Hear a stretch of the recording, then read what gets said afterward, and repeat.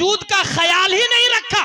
हुजूर ने कहा उठ तो उठा, हुजूर ने कहा बैठ तो बैठा। अब इश्क़े अब्र मिल्लत में फना होने की बुनियाद पर रब्बे कदीर ने उसके वजूद को इतना मजबूत कर दिया, इतना मजबूत कर दिया कि आम मिट्टी से उसकी हैसियत बदल गई।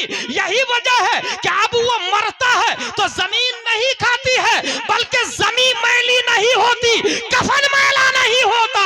मुस्तफा के गुलामों का कभी वजूद मैला नहीं होता, क्योंकि अपने वजूद को इश्क़े मुस्तफा में फना कर दिया है। तो रब्बे कदीर ने ऐसो ही के बारे में कहा है, वला तक़ूलू लिमन युक़्तलू फी सबीलिल्लाहि अमवात। यही वजह है कि 1300 साल हो गए इमाम आजम जिंदा है, 800 साल हो गए गौसे आजम जिंदा है, हाँ 700 साल हो गए ख्वाजा गरीब नवाज जिंदा है। चंद साल पहले ताजुश्शरिया का इंतकाल हुआ। यकीन ना हो तो कब्र खोदो, जैसे कल नजर आ रहे थे वैसे आज नजर आए।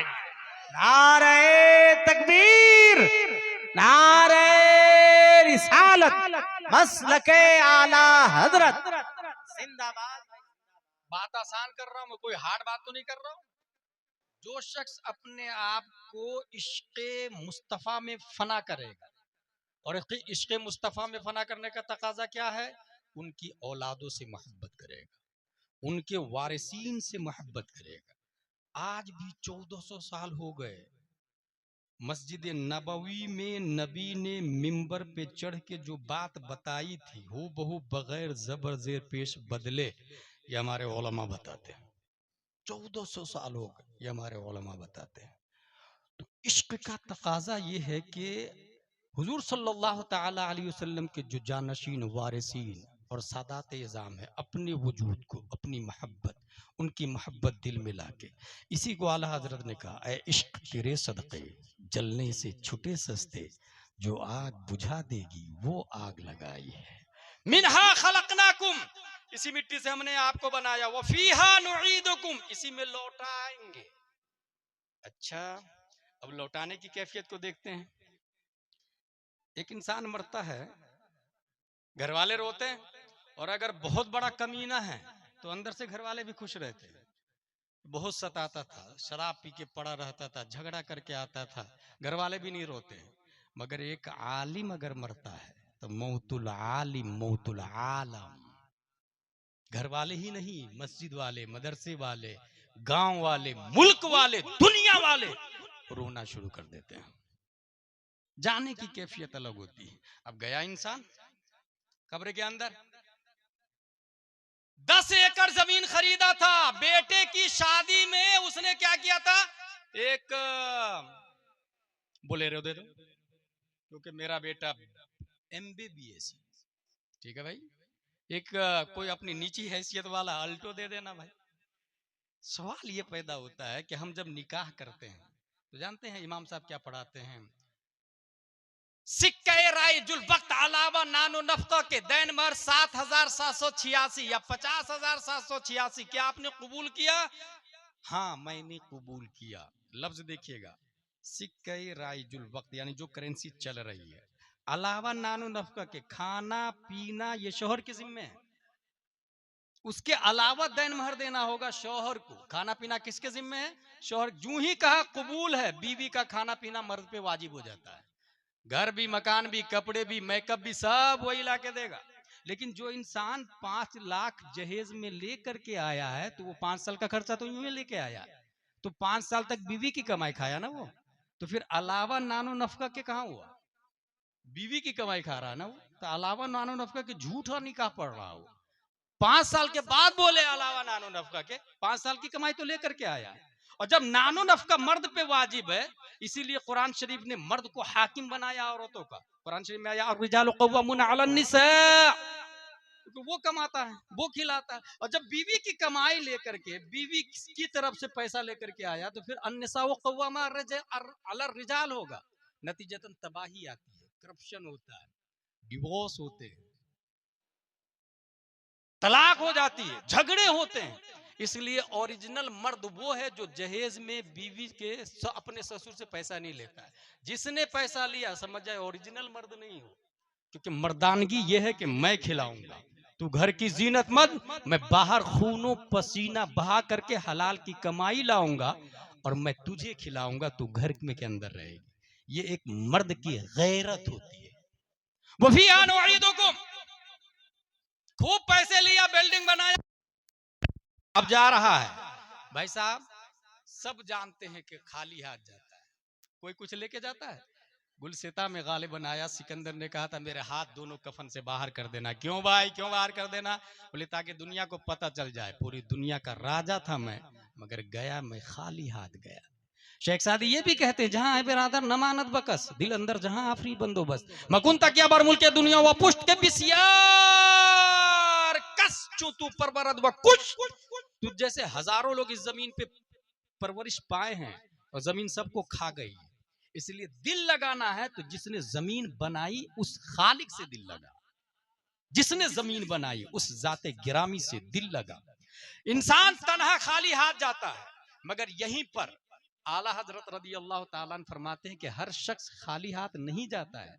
अगर अपने वजूद को इश्क़ मुस्तफ़ा की भट्टी में पका दिया है तो लहद में इश्क़ रुखे शह का दाग लेके चले, अंधेरी रात सुनी थी चराग लेके चले। वो अकेला नहीं जाता, इश्क़ मुस्तफ़ा का चिराग साथ में जाता।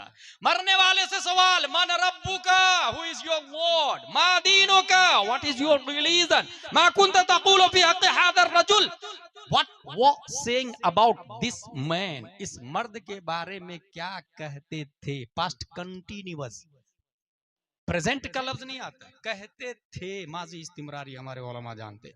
मन रब्बुका, एक पॉइंट की बात बता रहा हूं आपको। मन रब्बुका का जवाब दिया रब्बी अल्लाह, मेरा रब अल्लाह है। That is clear, result out should be, मामला हल हो गया ना, इसका रब अल्लाह है। गैब की तरफ से आवाज आनी चाहिए, हादा अब्दी फफरिशू मिनल जन्नह वल्बिसू मिनल जन्नह वफ्तहू लहू बाबन इलल जन्नह, ये मेरा बंदा है, जन्नत का दरवाजा खोलो, जन्नत का कपड़ा पहनाओ। But there is no no no no any voice, कोई आवाज नहीं आती। दूसरा सवाल, मा दीनों का, तेरा दीन क्या है? जवाब दिया दीन इस्लाम, मेरा दीन इस्लाम है। अब तो मसला हल हो गया ना, अब तो जवाब आनी चाहिए ये बंदा नेक है, जन्नती है, जन्नत में भेज दो। नहीं। तीसरा सवाल जानते हैं क्यों? मन रब्बुका का जवाब दिया रब्बी अल्लाह, मेरा रब अल्लाह है। तो आपको क्या लगता है ये जवाब सिर्फ मुसलमान का है? बराक ओबामा भी यही बोलता है मेरा रब अल्लाह है, डोनाल्ड ट्रंप भी यही बोलता है मेरा रब अल्लाह है, नेतन याहू का भी अकीदा यही है मेरा रब अल्लाह है। इजराइल क्या कहते हैं? मेरा रब अल्लाह, मेरे नबी हजरत मूसा अलैहिस्सलाम। क्रिश्चियनों का, अमेरिका वालों का कहना मेरा रब अल्लाह, मेरे नबी हजरत ईसा अलैहिस्सलाम।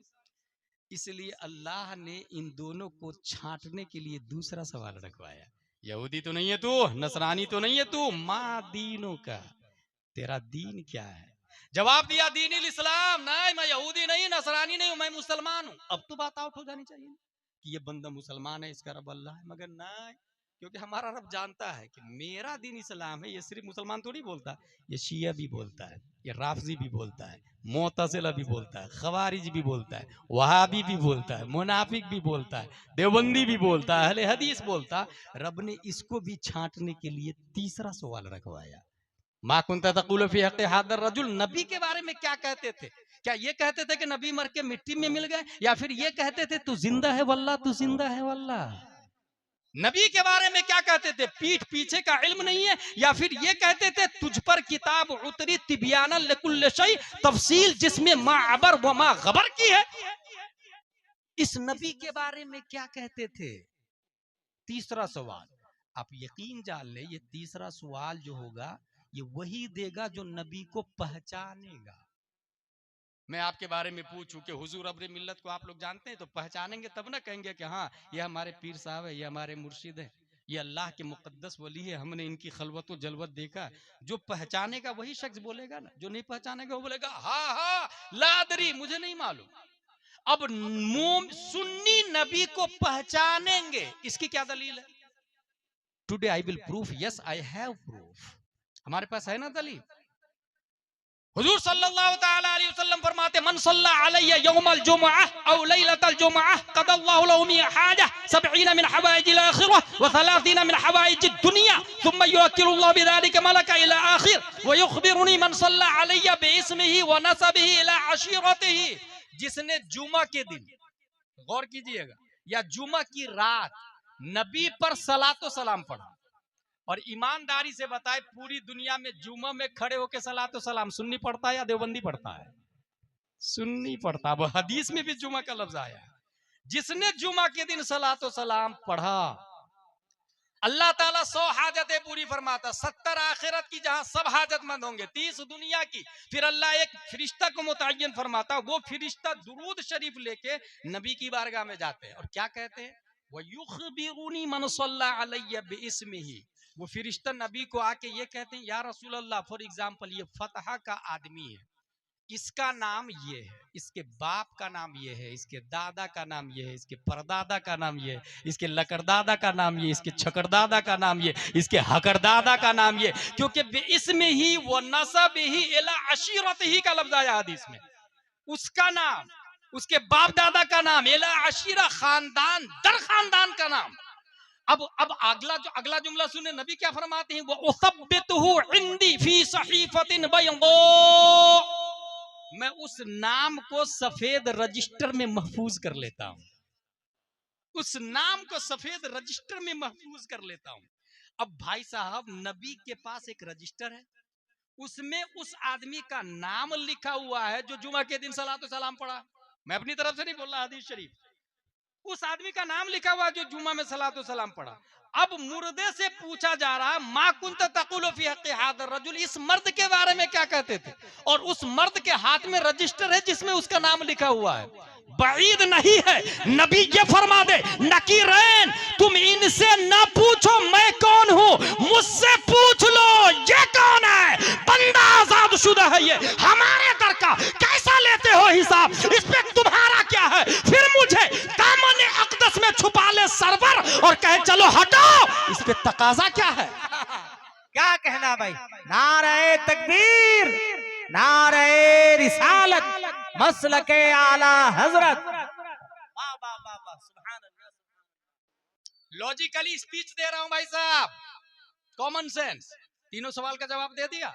अब गैब से आवाज आएगी, नम कनौमतिल उरूस, सो जा जैसे दुल्हन सोती है। There are again question arise, दुल्हन सोती ही नहीं भाई साहब, दूल्हा का इंतजार करती है। दुल्हन सोएगी, बरसों के बाद शादी हुई है और वो सोएगी, दूल्हे का इंतजार करती। इसका मतलब ये हुआ नम कनौमतिल उरूस। और आगे ये भी आया, उसको कोई बेदार नहीं करेगा मगर वो जो सबसे ज्यादा उससे प्यार करता है, सबसे ज्यादा उससे प्यार करता है। उरूस का लफ्ज आया। अब यहां पर एक बात ध्यान में रखिएगा, उरूस कहते हैं दुल्हन को, अरीस कहते हैं दूल्हा को, और ये दोनों बने हैं उर्स से। उर्स मस्दर है, जैसे इल्म से आलिम बना, फजल से फाजिल बना, शर्फ से शारिफ बना, क्रिकेट से क्रिकेटर बना, प्ले से प्लेयर बना, ऐसी उर्स से अरूस बना। इसका मतलब यह हुआ कि ये जो सुन्नी लोग उर्स रज़वी, नूरी, चिश्ती, कादरी, हनफी मनाते हैं, ये हदीस शरीफ में मुश्तक की सूरत में मौजूद है। ये बेवकूफ हमको लॉलीपॉप देते हैं कि उर्स कहां लिखा हुआ है। ये लिखा हुआ है ना, नम कनौमतिल उरूस। उरूस बगैर उर्स के बन ही नहीं सकता, मगर वो ये कहते हैं कि ये तुम्ही लोग को नजर आ गया हदीस शरीफ में उर्स का लफ्ज, हमें तो नजर नहीं आता। उसका जवाब ये है कि भाई साहब, ये बोला किसके लिए गया है? गैब से जो आवाज आई किसके लिए? जो तीनों क्वेश्चन का आंसर दिया है, जो तीनों सवालों का जवाब दिया है, उसके लिए उर्स का लफ्ज आया।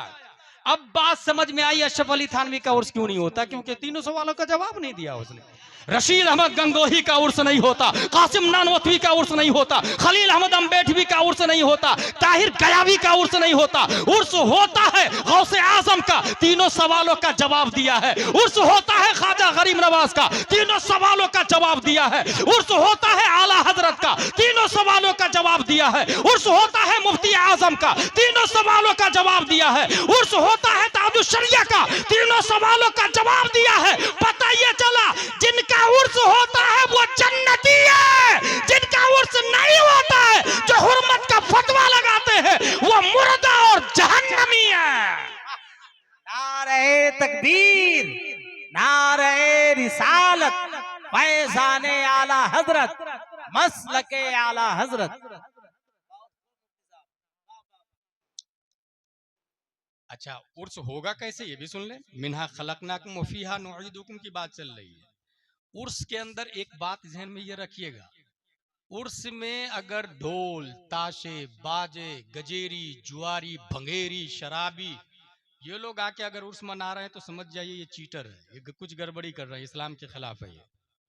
उर्स में गाने बाजे ढोल ताशे नहीं होना चाहिए, शरअ के दायरे में हो उर्स,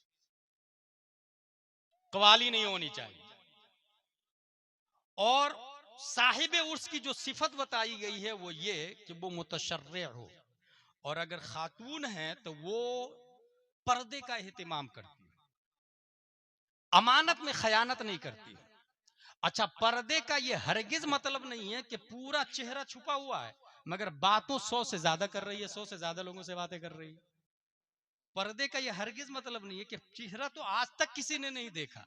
ऐसी बहुत सारी औरतें हैं चेहरा आज तक देखा ही नहीं, मगर London, America, England, Nepal, Qatar, बहुत सारे बेशुमार ममालिक में मर्दों से बेधड़क बातें कर रही है।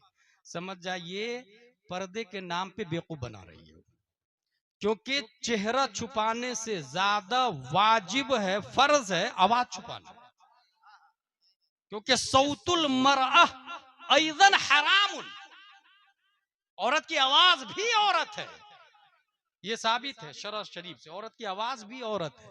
इसलिए अगर कोई पर्दे कर रही है तो आवाज का भी पर्दा करे, हर चीज का पर्दा हो।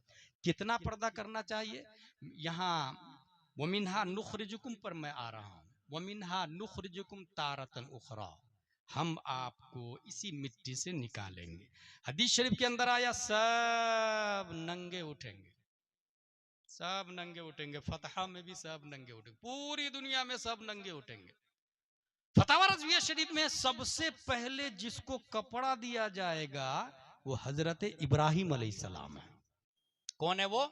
हजरत इब्राहिम अलैहिस्सलाम। आला हजरत की एक खासियत थी, अगर वो किसी नबी में कोई फजीलत देखते तो उससे ज्यादा अफजल फजीलत अपने नबी में तलाश करने लग जाते थे, और इब्राहिम अलैहिस्सलाम से अफजल हमारे नबी सल्लल्लाहु अलैहि वसल्लम। तो आला हजरत तलाशने लगे कि हमारे नबी को कब कपड़ा दिया जाएगा, तलाशते तलाशते तलाशते एक हदीस मिल गई। आला हजरत फतवा रज़विया शरीफ में लिखते हैं हमारे नबी को कब्र ही में जन्नत का जोड़ा पहना दिया जाएगा, सुभान अल्लाह। कब्र ही में जन्नत का जोड़ा पहना दिया जाएगा। अब जो यहां से ये बात समझ में आई, जो इंसान जितना ज्यादा पर्दे का एहतिमाम करेगा उतनी ही जल्दी हश्र में कपड़ा दे दिया जाएगा।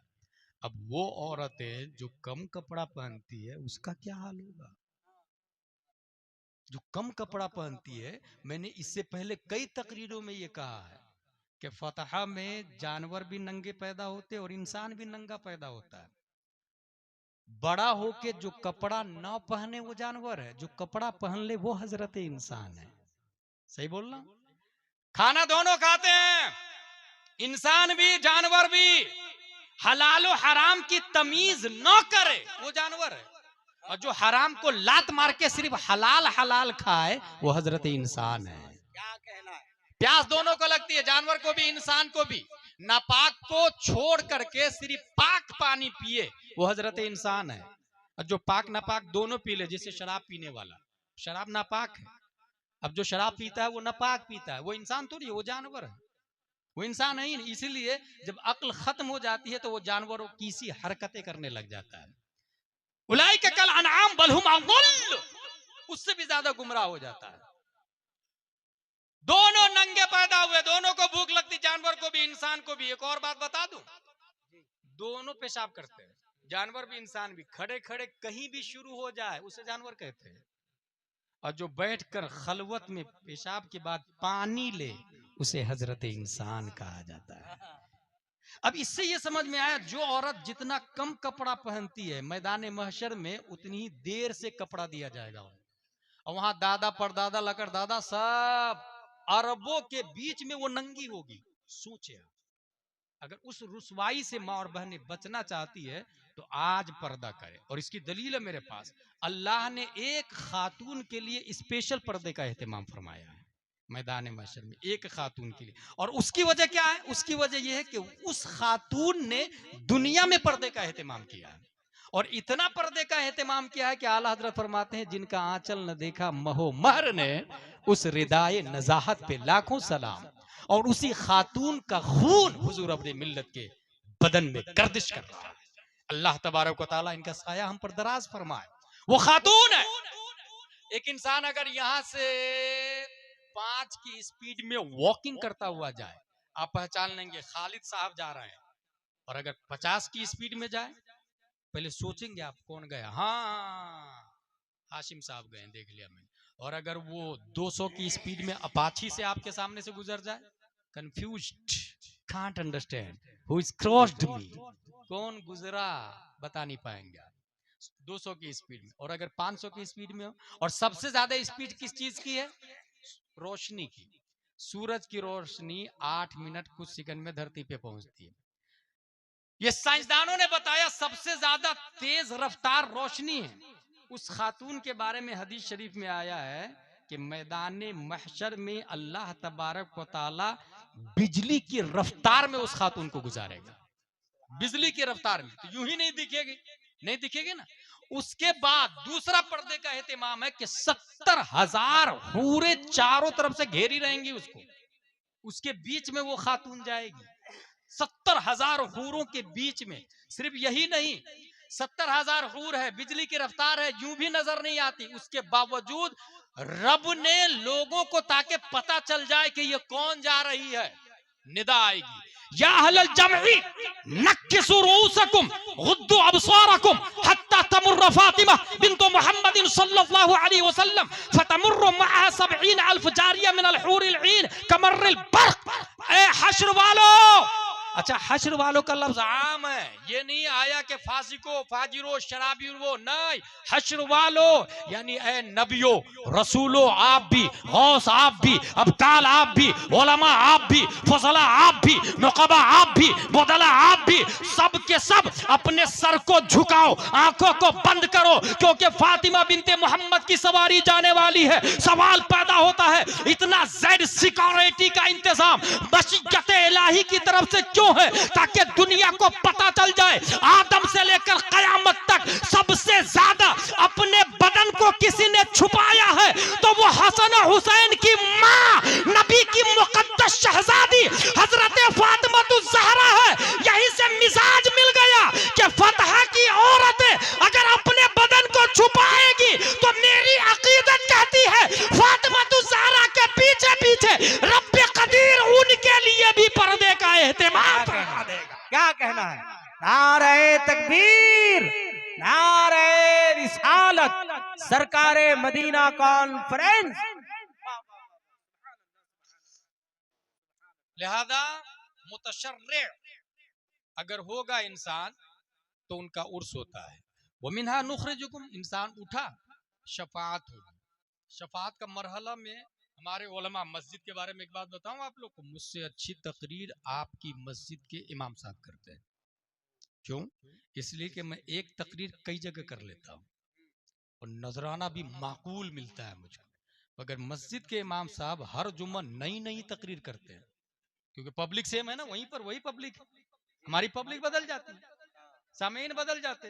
तो इमाम साहब जो नई नई तकरीर करते हैं, तो नमाज के बाद में जुम्मा के दिन 50-100 रुपये का मुसाफा कर लिया करे। क्या कहना है? इस 100 रुपये के बदले में आपकी जेब से तो जाहिरन 100 रुपया गया, हकीकत में अल्लाह ताला 500 गुना ज्यादा बरकत देगा। प्लस में आपके ईमान की हिफाजत उसी मस्जिद का इमाम करता है, उसी मिंबर रसूल पर बैठकर गुफ्तगू करने वाला करता है। इस वजह से जो लोग तकरीर सुनते हैं जुम्मा में, वो ये सुन चुके होंगे कि सब लोग पहले आदम अलैहिस्सलाम के यहाँ जाएंगे। यहाँ पर मुफ्ती मुजीब अशरफ अलैहि रहमान नागपुरी ने एक बात कही थी कि ये आदम अलैहिस्सलाम के पास जाने का मशवरा कौन देंगे? तो उसके जवाब में लिखा है कि उलमाए किराम मशवरा देंगे कि सब के सब हजरत आदम अलैहिस्सलाम की बारगाह में जाओ। कौन मशवरा देंगे? ये उलमाए किराम देंगे। और पब्लिक कहाँ जाएगी? उलमाए किराम के पास। आज भी आप गौसे आजम के पास थोड़ी जाते, हुजूर अब्रे मिल्लत के पास आते, इन उलमा के पास आते। ये उलमा कहते हैं कि गौसे आजम कौन थे। उस वक्त भी हश्र में भी उलमा के पास जाएंगे और उलमा कहेंगे सबके बाप आदम अलैहिस्सलाम है, वाया वाया वाया वाया हुजूर सल्लल्लाहु अलैहि वसल्लम। यहाँ पर पॉइंट ये है कि बुखारी शरीफ में भी आया, मुस्लिम शरीफ में भी, दूसरी किताबों में भी कि शफाअत नबी फरमाएंगे और सब के सब पहले आदम अलैहिस्सलाम के पास जाएंगे। तो जब शफाअत का इख्तियार नबी को है तो सीधा मैदान महशर में लोग नबी के पास क्यों नहीं जा रहे हैं? दुनिया में पढ़ चुके हैं ना भाई, और उलमा भी रहेंगे मैदान महशर में, तो सबके सबको आदम अलैहिस्सलाम के पास जाना ही नहीं चाहिए, क्योंकि आदम अलैहिस्सलाम खुद हमारे नबी के मोहताज होंगे, इब्राहिम अलैहिस्सलाम हमारे नबी के मोहताज होंगे। तो मैदान महशर में सब मशवरा करके सीधा मैदान महशर में सब के सब सीधा हुजूर सल्लल्लाहु अलैहि वसल्लम के पास क्यों नहीं? उसका जवाब मुहक्किकीन ने जानते हैं क्या लिखा? किसी के दिमाग में ये आएगा ही नहीं। अल्लाह ताला दिमाग से इस बात को महव कर देगा, यानी बुखारी शरीफ की हदीस दिमाग में आएगी ही नहीं कि शफाअत नबी फरमाएंगे आदम अलैहिस्सलाम के पास मत जाओ। किसी के दिमाग में नहीं आएगा। क्यों नहीं आएगा? फकत इतना सबब है इनेकाद बज़्म महशर का कि उनकी शान महबूबी दिखाई जाने वाली है। हुजूर सल्लल्लाहु तआला अलैहि वसल्लम सजदे में है, rabbi humbly उम्मती, rabbi humbly उम्मती, rabbi humbly उम्मती। आवाज आएगी या मोहम्मद इस इरफा रासक सल तुअता इशफा तुशफ़ा। ए मोहम्मद सल्लल्लाहु अलैहि वसल्लम सजदे से सर उठाइए, मांगिए दिया जाएगा, शफाअत कीजिए कबूल की जाएगी। सवाल पैदा होता है कि हदीस शरीफ से साबित है, किताबों से साबित है, अल्लाह को सबसे प्यारी अदा बंदे की सजदा पसंद है। बंदा जब सजदे में होता है तो अल्लाह सबसे ज्यादा लव फरमाता है, मोहब्बत फरमाता, प्यार फरमाता। सबसे प्यारी अदा जब अल्लाह को सजदा है तो हश्र में फरमाया सजदे से सर उठाइए। प्यारी अदा सजदा, मगर कहा जा रहा सजदे से सर उठाइए, मांगिए दिया जाएगा, शफाअत करे कबूल की जाएगी। जानते हैं क्यों? इसलिए कि रब मोहब्बत फरमाता मुस्तफा से, और कितनी मोहब्बत फरमाता, कितनी फरमाता, वला सौफा युअतीका रब्बुका फतरदा। अब प्यारे मुस्तफा से कहा गया सजदे से सर उठाइए। नुक्ता यहां पर यह है कि महबूब सजदे से आप सर उठाइए, आप मुझे देखिए, मैं